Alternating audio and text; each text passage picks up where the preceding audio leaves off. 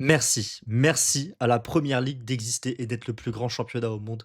On vient encore de voir une rencontre époustouflante. Ce Newcastle Arsenal va rester dans les mémoires lors de cette saison de première ligue. Un scénario exceptionnel avec une victoire dans les arrêts de jeu des Gunners, une rencontre pleine de polémiques, pleine de grandes performances de la part de plusieurs joueurs et une rencontre dans une ambiance incroyable. St James Park est clairement l'un des meilleurs stades anglais. J'ai hâte un jour de pouvoir y mettre les pieds, même si je suis très heureux de voir que mes Gunners en repartent enfin avec la victoire, puisque cela faisait 4 défaites sur les 5 derniers matchs pour Arsenal là-bas. Un terrain très difficile et Arsenal s'en sort de l'un de ses déplacements les plus difficiles cette saison contre une vaillante équipe de Newcastle.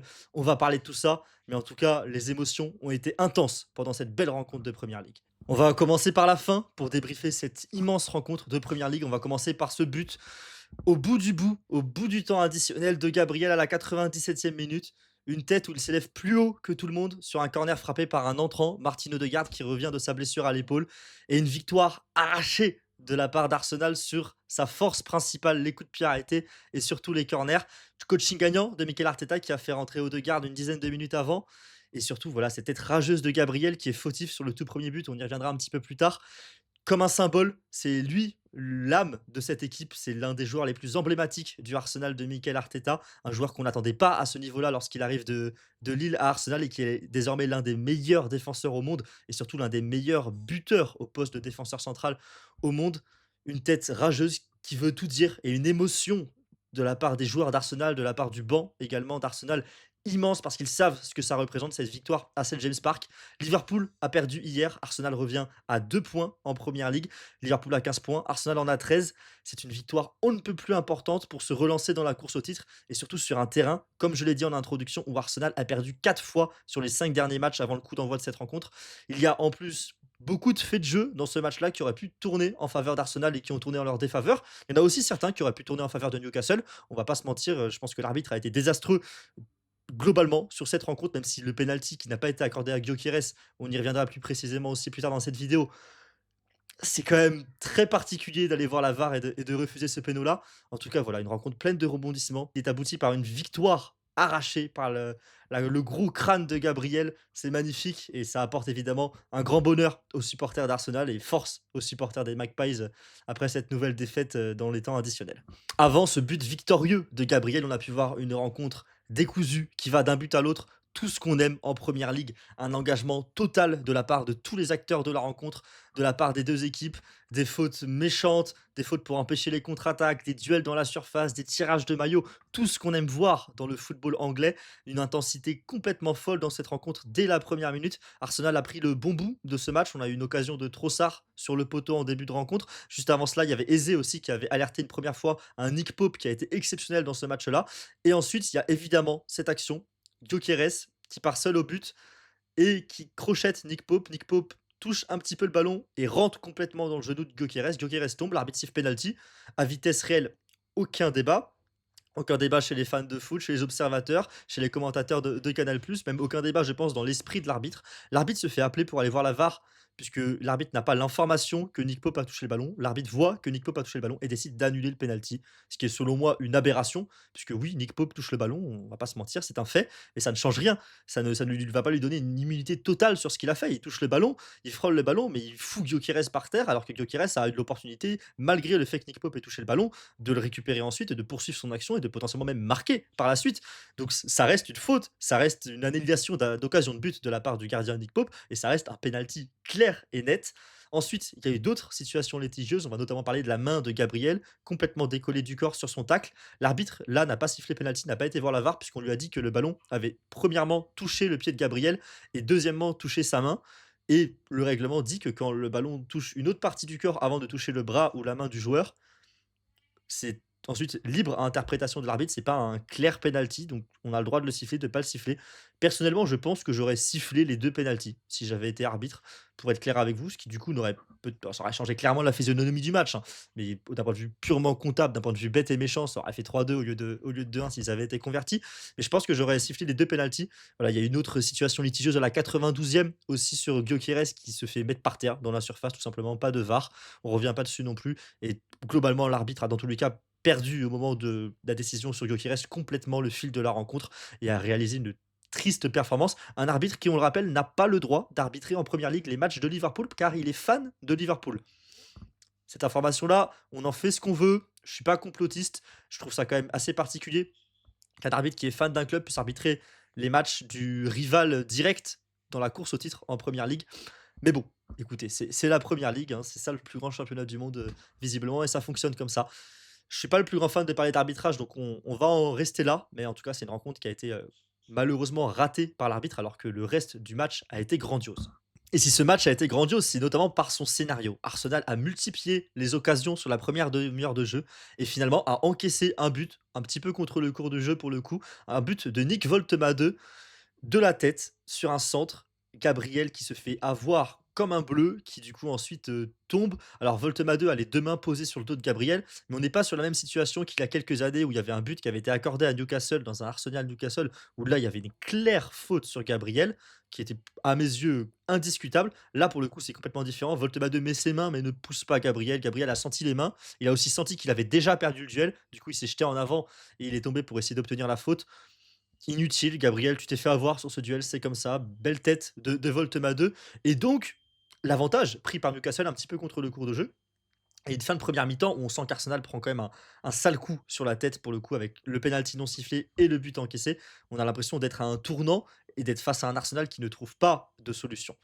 Heureusement, au retour des vestiaires, ça va un petit peu mieux pour les Gunners. Les changements d'Arteta également sont bien sentis.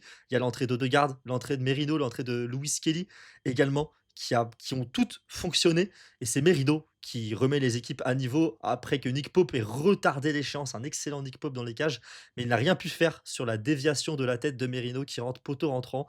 Nick Pope ne bouge pas sur l'action, il regarde le ballon passer, il ne peut rien y faire.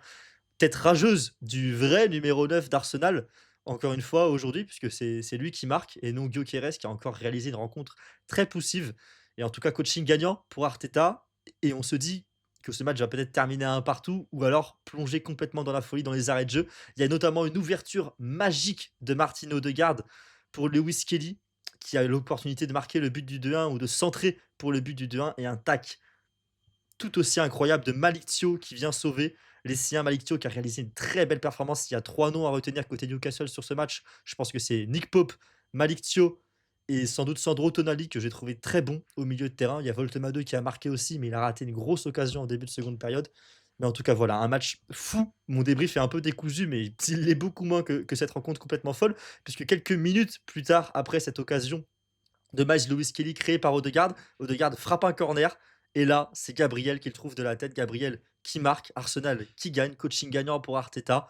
Victoire à St. James Park. Victoire de champion des Gunners. Qui, là, pour le coup, valide finalement un plutôt bon début de saison. Il faut se rappeler qu'Arsenal a joué contre Manchester City à domicile et a déjà été joué à Old Trafford, à Anfield et à St. James Park, qui sont trois des pires stades où jouer en Première Ligue. Ce début de saison où tu n'es qu'à 2 points de Liverpool est comptablement bon pour les Gunners qui évidemment jouent le titre cette année. Et c'est une très bonne nouvelle pour les hommes d'Arteta. J'ai mentionné plusieurs noms au fil de cette vidéo. Il y en a un sur lequel je n'ai pas encore insisté et pourtant c'est mon homme du match, c'est Declan Rice. C'est lui le passeur décisif sur la tête de Mikel Merino. C'est lui aussi le tacleur décisif sur une grosse occasion, un face-à-face pour Newcastle en seconde période pour marquer le but du 2-0.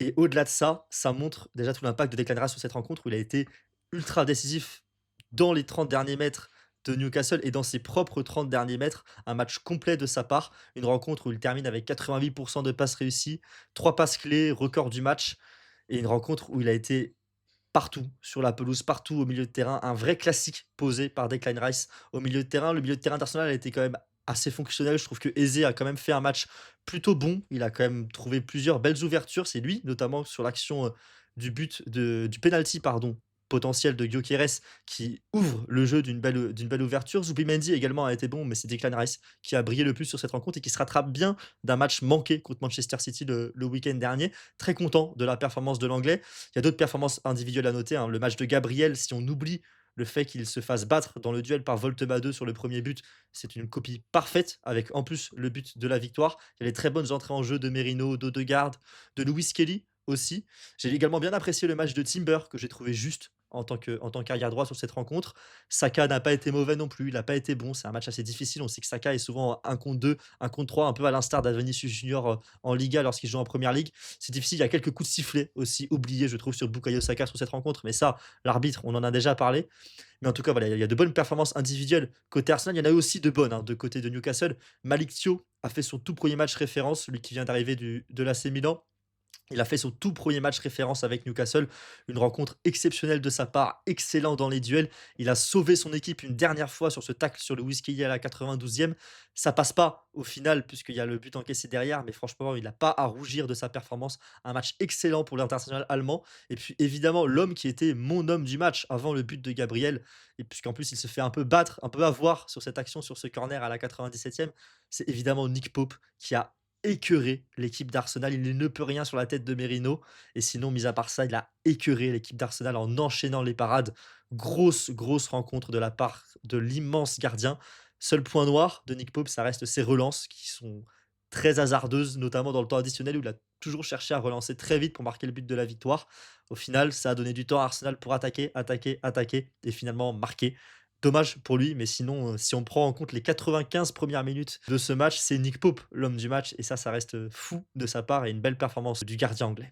Et c'est un résultat malheureux pour les hommes d'Eddie Howe qui ont délivré une vraie belle performance contre un prétendant au titre en première ligue. Il reste 15e avec cette triste performance, mais il ne joue pas comme une équipe 15e de première ligue. Alors on sait qu'ils se sentent souvent pousser des ailes contre Arsenal à St James Park. Ils ont délivré des performances magnifiques contre Arsenal dans ce contexte-là. Et la tactique d'Eddie Howe était très bonne, hein. Ils ont clairement tenu leur rencontre, délivré leur partition, étaient très solides défensivement, ont eu un grand gardien et ils faisaient ce qu'il fallait jusqu'à la 75e minute.